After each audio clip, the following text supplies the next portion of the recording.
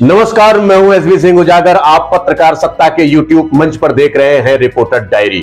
महिला आरक्षण को लेकर मोदी सरकार ने संसद का विशेष सत्र बुलाया था।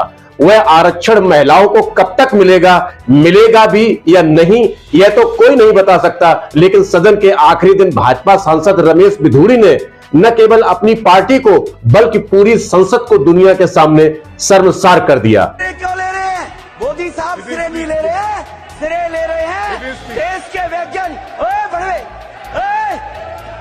ओए उग्रवादी, सिरे ले रहे हैं। ए उग्रवादी, बोलने भी तो कभी खड़ा होगा, ये बता रहा हूँ। ए उग्रवादी सर, ये जो श्रेय अगर जाता है तो देश के प्रधानमंत्री को जाता है। प्लीज, आतंकवादी है, उग्रवादी है, सर। रमेश बिधूड़ी ने बसपा सांसद कुंवर दानिश अली को आतंकवादी कहते हुए धर्म विशेष टिप्पणी की। उससे भारतीय जनता पार्टी का कल्चरल चेहरा खुलकर सामने आ गया। भारतीय संसद के इतिहास में पहली बार ऐसा हुआ जब किसी चुने हुए सांसद ने दूसरे चुने हुए सांसद को मुल्ला आतंकवादी, बाहर देख लूंगा, फिर कभी बोलने नहीं दूंगा जैसे शब्दों से अलंकृत कर डाला। सदन में गालियां खाने के बाद बसपा के सांसद कुंवर दानिश अली रो पड़े। उन्होंने भरे गले से क्या कहा, आप भी सुने। जब मेरे जैसे चुने हुए व्यक्ति की स्थिति आज इस देश में यह है, तो एक आम आदमी की स्थिति क्या होगी? मुझे उम्मीद है कि मेरे साथ न्याय होगा। आदरणीय स्पीकर साहब कार्रवाई करेंगे, नहीं तो मैं भरे मन से इस सदन को भी छोड़ने पर विचार कर रहा हूं, क्योंकि यह एक सभ्य समाज में बर्दाश्त नहीं किया जा सकता। लोकसभा में गुरुवार रात चंद्रयान-3 की सफलता पर एक परिचर्चा के दौरान बिधूड़ी ने अपनी विवादास्पद टिप्पणी बहुजन समाज पार्टी के सांसद कुंवर दानिश अली को निशाना बनाते हुए की थी। इसके बाद सदन में हंगामा छिड़ गया और विपक्षी नेताओं ने दक्षिण दिल्ली से बीजेपी सांसद रमेश बिधूड़ी के खिलाफ कड़ी कार्रवाई की मांग की। बीबीसी हिंदी ने लिखा है कि स्पीकर ने भारतीय जनता पार्टी के सांसद बिधूड़ी को यह कहते हुए चेताया है कि भविष्य में अगर ऐसा बर्ताव फिर से किया गया तो उनके खिलाफ कड़ी कार्रवाई की जाएगी। बीबीसी ने पीटीआई के हवाले से लिखा है कि बिधूड़ी की टिप्पणी के फौरन बाद सदन में मौजूद रक्षा मंत्री राजनाथ सिंह ने इस घटना पर खेद जताया। बहुजन समाज पार्टी के सांसद दानिश अली ने इस मामले पर प्रतिक्रिया देते हुए कहा कि मुझे उम्मीद है कि मेरे साथ न्याय होगा और स्पीकर साहब कार्रवाई करेंगे। अगर ऐसा नहीं होता है तो मैं भरे मन से इस सदन को छोड़ने पर विचार करूंगा। क्या है? क्या हम इसलिए चुन के आते हैं? क्या देश को आजादी इसलिए दिलाई गई थी? क्या हमारे पुरखों ने कुर्बानियां इसलिए दी थी इस देश की आजादी के लिए कि जब हमारे प्रतिनिधि चुन करके जाएंगे तो उनको यह सुनने को मिलेगा? दुनिया के अंदर आज देश की क्या तस्वीर आपने खींच के रख दी है? महिलाओं को आरक्षण, ये स्पेशल सेशन था। 75 साल अमृत काल में हम गए हैं, पार्लियामेंट की नई बिल्डिंग में हम गए हैं। महिलाओं के आरक्षण के लिए यह संसद का सत्र विशेष रूप से बुलाया गया।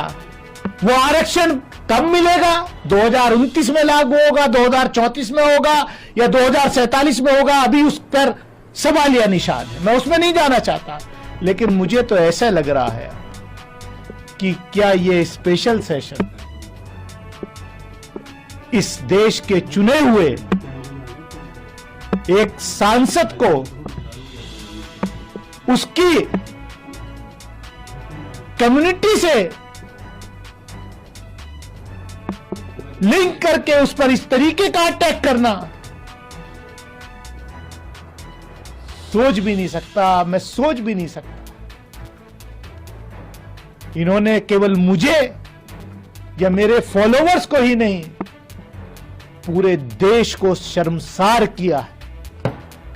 पूरे देश की आत्मा को शर्मसार करने का काम किया है। अब बस देखना इतना है कि रमेश विदुड़ी जी के खिलाफ,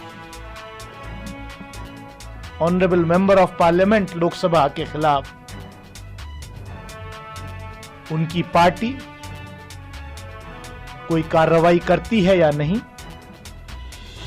या देश ये इंतजार करे कि कब उनका प्रमोशन होकर के उनको केंद्रीय मंत्रिमंडल में शामिल किया जाएगा। क्योंकि शायद ये कंपटीशन हो गया है भाजपा के नेताओं में कि आप ऐसा कीजिए, आप ऐसे बयान दीजिए। पहले तो संसद के बाहर ही होते थे, अब संसद के अंदर भी मारने की धमकियां दी जा रही हैं। बाहर तो धमकियां बहुत बार नेताओं ने, इनके मंत्रियों ने, सबने दी। लेकिन ये सोचना पड़ेगा कि हम इस देश को अमृत काल में किस तरफ ले जा रहे हैं। बीबीसी हिंदी ने समाचार एजेंसी एएनआई और पीटीआई के हवाले से यह भी लिखा कि भारतीय जनता पार्टी ने अपनी रिपोर्ट में कहा है कि बसपा सांसद दानिश अली के खिलाफ असंसदीय भाषा के इस्तेमाल के लिए पार्टी अध्यक्ष जेपी नड्डा के निर्देश पर पार्टी सांसद रमेश बिधूड़ी को कारण बताओ नोटिस जारी किया गया है। संसद भवन की नई इमारत में विशेष सत्र के दौरान बसपा सांसद दानिश अली के खिलाफ बीजेपी सांसद रमेश बिधूड़ी के कहे अपशब्दों पर एआईएमआईएम के नेता असदुद्दीन ओवैसी की प्रतिक्रिया आई है। सोशल मीडिया प्लेटफॉर्म पर एक्स पर उस वीडियो को साझा करते हुए ओवैसी ने लिखा, मेरा सुझाव है कि नरेंद्र मोदी इस वीडियो को जल्द अरबी में डब करें और अपने हबीबियों को भेजें। ओवैसी ने आरोप लगाते हुए लिखा, इस वीडियो में चौंकाने वाला कुछ नहीं है। भाजपा एक अथाह खाई है, इसलिए हर दिन एक नया निचला स्तर मिल जाता है। मुझे भरोसा है कि इनके खिलाफ कोई कार्रवाई नहीं होगी। संभावना है कि इन्हें आगे चलकर भाजपा दिल्ली प्रदेश का अध्यक्ष बनाया जाएगा। आज भारत में मुसलमानों के साथ वैसा ही सलूक हो रहा है जैसा हिटलर के जर्मनी में यहूदियों के साथ किया जाता था। मीडिया से बात करते हुए दानिश अली ने कहा, जब मेरे जैसे चुने हुए व्यक्ति की स्थिति आज देश में यह है तो एक आम आदमी की स्थिति क्या होगी। मुझे उम्मीद है कि मेरे साथ न्याय होगा। स्पीकर साहब कार्रवाई करेंगे, नहीं तो मैं भरे मन से इस सदन को छोड़ने पर भी विचार कर रहा हूं। संसद के नए सत्र के शोर में कैग की रिपोर्ट दब गई। हिसाब में कितना और कहां हेरफेर हुआ, इस पर अब कोई चर्चा नहीं होगी। संसद के आखिरी दिन मीडिया को एक नया मुद्दा मिल गया है। क्या भाजपा के नेता उदय स्टालिन के बयान की तरह अपने सांसद रमेश बिधूड़ी के बयान को भी चुनावी जनसभा में बोलने की हिम्मत दिखाएंगे? रमेश बिधूड़ी ने एक चुने हुए सांसद को मुल्ला और आतंकवादी कहकर भाजपा में कितना ऊंचा कद बना लिया है और इसके पारितोष में उन्हें क्या मिलेगा, यह तो आने वाला वक्त ही बताएगा। वैसे भाजपा का यह कल्चर नया नहीं है। यहां विरोधियों पर जो जितना गंदा बोल सकता है, तरक्की की गुंजाइश उसके लिए उतनी ही ज्यादा रहती है। पत्रकार सत्ता के YouTube मंच से आज बस इतना ही। मिलते हैं फिर एक नए मुद्दे के साथ। नमस्कार।